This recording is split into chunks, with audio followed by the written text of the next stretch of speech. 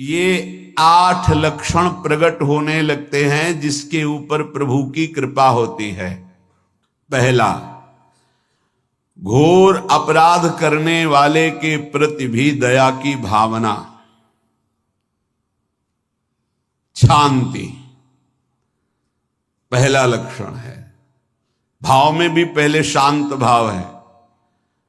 हमारे ऊपर श्री हरिजू की कृपा है, इसकी पहचान ये 8 लक्षण।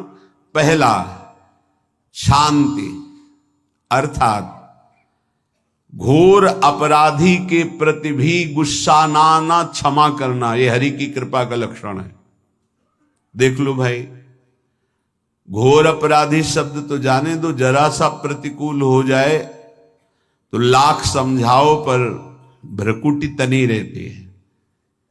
ईर्ष्या, द्वेष, मात्सर्य, द्रोह, ये उपासक के हृदय की विषय नहीं, ये तो गंदे विषयी पुरुषों के हृदय के लक्षण हैं। जहां ईर्ष्या है, मात्सर्य है, द्वेष है, द्रोह है, ये कुमति के लक्षण है, ये सुमति के लक्षण नहीं, ये हरि कृपा पात्र के लक्षण नहीं। आपसे जो अपराध कर रहा है, द्रोह कर रहा है, आपका क्षमा बल ये हरि प्रसाद से होता है। शांति, क्षमा बल, शांति, सह गया, क्या करूं, सहना ही पड़ेगा क्योंकि भगवत मार्ग में वो ऐसा नहीं होता। शांति,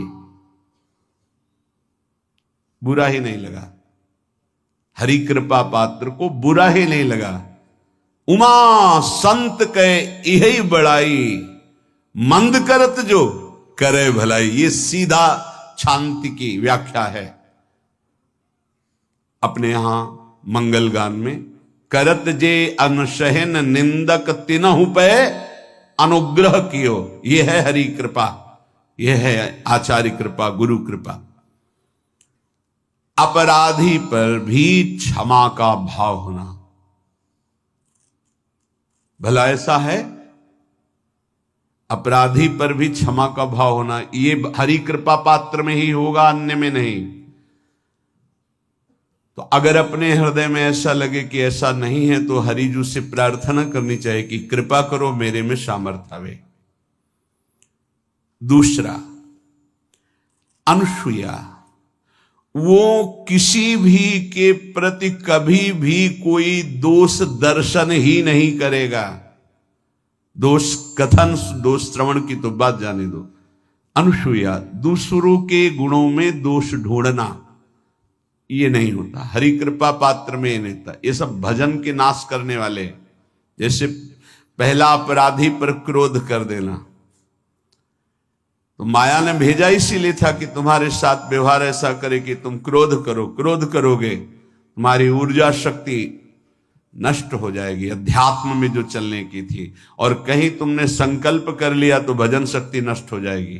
तो अगर भजन बल है तो गया, जरूर उसको दंड मिलेगा, पक्का मिलेगा, 100% मिलेगा, लेकिन आप खाली हो गए। ना भजन करने की वृत्ति रहेगी और ना भजन रहेगा, दोनों बात। अनुसूया, किसी के सद्गुणों में दोष देखना, गुणों में दोष ढूंढना, ये हरि कृपा पात्र में नहीं होता।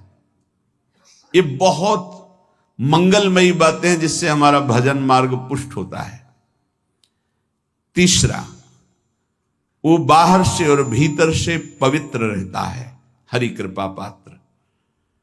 शौचाचार का ज्ञान होना चाहिए, वस्त्र आपके पवित्र होने चाहिए, ये बाहरी जल रज आदि के द्वारा बाहरी पवित्रता, और निष्कपटता, निश्चलता, सत्य भाव, ये अंदर की पवित्रता है। अगर कपट है, छल है, असत्य है तो हृदय मलिन रहता है। भीतर और बाहर से पवित्र रहना, इसमें खास बात क्या है भीतर और बाहर से पवित्र रहने में? भीतर और बाहर से सदैव पवित्र कौन रह सकता है? तो बोले जो पुंडरीकाक्ष भगवान श्री हरि का, प्रियाजू का स्मरण करता रहता है, वो शवायाभ्यंतर शुचि, वो बाह्य और अभ्यंतर दोनों से पावन रहता है। तीसरी जो कृपा का लक्षण है, अर्थात वो सदैव भगवत चिंतन परायण, शौचाचार का पालन करने वाला, बाहर और भीतर से हरि कृपा पात्र पवित्र रहता है। लघु शंका में जल पात्र में रखा जाता है, जनेंद्रिय को पवित्र किया जाता है, फिर हाथ रज से धो के, फिर कुल्ला करके, आचमन करके, पैर धोकर, ऐसे पवित्र आचरण, ऐसे पशुवत व्यवहार ठीक नहीं। कुछ लोग ऐसी गलती करते हैं कि जिसमें शौच हुआ जाता है उसी में बैठकर लघु शंका करते, तो सारे वस्त्र, पूरा शरीर अपवित्र हो गया आपका। अब तो अटैच बाथरूम की व्यवस्था माया ने कर दी है। हमें लगता है कि शौचालय अलग होना चाहिए और स्नान गृह अलग होना चाहिए, थोड़ा ही चाहे भेद हो, अंतराय होना चाहिए पवित्रता के लिए। अब ये शौचालय है, यही स्नान करना है, यही लघु शंका करनी है, तो पवित्रता का निर्वाह नहीं हो पाता। यदि जिस उस जगह आप शौच करते हैं, जो बैठकर उसी पे बैठ के लघु शंका करते हैं, तो आपको पूरा वस्त्र सहित स्नान करना चाहिए पवित्रता के, तभी बुद्धि भ्रष्ट हो जाती है। आपको मंत्र का निरंतर चलना ये कठिन पड़ जाएगा। पवित्रता का निर्वाह करो। देह राग मिटने के बाद एक स्थिति आती है, अवधूत स्थिति, उसमें फिर शरीर की पवित्रता का कोई संबंध नहीं रह जाता। पर अभी तो संबंध है ना देह भाव से, तो बहुत होश से लघु शंका ऐसे करें कि आपके पैरों में, वस्त्रों में छिट्टी ना पड़े, पवित्र रहें। हर समय हमें पवित्र मंत्र जपना है, नाम जपना है, श्री की सेवा में रहना है। बहुत जल्दीबाजी खड़े खड़े लघु शंका की, छिट्टियां पड़ रही, बस ऐसे चल दिए, वो पशुवत आचरण भगवत मार्ग में नहीं चल पाओगे। वो अंदर तुम्हारे व्याकुलता पैदा करता रहेगा, भोगों की, संसार की। शौचाचार का बहुत बड़ा फल है, शरीर राग छूट जाएगा। ये बात समझ लो, शरीर राग छूट जाएगा। शरीर संबंधी पवित्रता शरीर राग छुड़ा देती है, आंतरिक रहस्य है ये। चौथा, ऐसे कार्यों का अनुष्ठान न करे जिनमें हमारा भजन छूटता है, जिनमें सत्य छूटता है, जिनमें भगवत भाव छूटता है। जैसे आपके ऊपर कृपा हुई, आप भगवत मार्ग में चल रहे हैं, अब आप ऐसे संसारिक कार्यों का अनुष्ठान कर रहे हैं जिनमें आपकी चित्तवृत्ति बिल्कुल भगवत विमुख हो रही, तो जीवन का लाभ क्या होगा? लाभ तो है भगवत स्मरण सहित। इसी की मानो टीका है, छठदम शील बिरत बहु कर्मा, निरत निरंतर सज्जन धर्मा। शीलवान और ऐसे कर्मों से विरत जिनसे भगवत विस्मरण होता है, जो सज्जन पुरुषों के द्वारा धर्मानुष्ठान होते हुए उन्हीं का अनुष्ठान, ऐसे कर्मों में ना जाए जिससे भगवत विस्मरण होता है। जैसे कल एक ने प्रश्न किया कि मैं खाता तो नहीं हूं, लेकिन मांस के दुकान में मांस बेचता हूं, होटल आदमी, क्या उचित है? ये उचित कैसे हो सकता है? तुम और भी तो व्यापार कर सकते हो। जरूरी है धर्म का पालन करने की इच्छा करते हो, धर्म आचरण करते हो, ऐसा नहीं।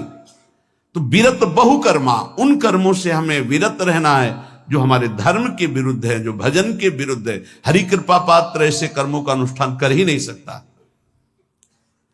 और शारीरिक श्रम